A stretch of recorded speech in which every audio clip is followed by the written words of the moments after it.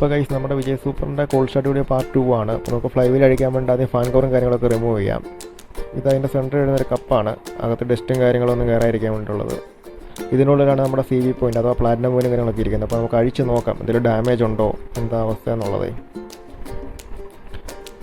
അപ്പോൾ നമ്മൾ fly wheel പ്ലർ use ചെയ്തിട്ടാണ് ഇത് അഴിക്കുന്നത്. നമ്മൾ ഒരു കാരണവശാലും ചുറ്റിയേക്ക് തല്ലി അഴിക്കാൻ പാടില്ല. അങ്ങനെ ചെയ്ത് കഴിഞ്ഞാൽ നമ്മുടെ ക്രാങ്കിന് ഡാമേജും കാര്യങ്ങളൊക്കെ വരാൻ ചാൻസ് ഉണ്ട്.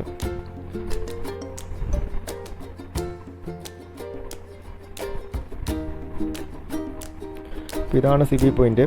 അപ്പോൾ ഇത് നിലവിൽ ഡാമേജ് ഒന്നുമില്ല. നമുക്കപ്പോൾ ഇതൊന്ന് ക്ലീൻ ചെയ്തിട്ട് നോക്കാം, എന്നിട്ട് കിക്ക് ചെയ്ത് നോക്കാം. അപ്പോൾ കറണ്ടും കാര്യങ്ങളൊക്കെ ഓക്കെ ആയിട്ടുണ്ട്. മിഷൻ കോയിലിൽ നമുക്ക് കറണ്ട് കിട്ടുന്നുണ്ട്.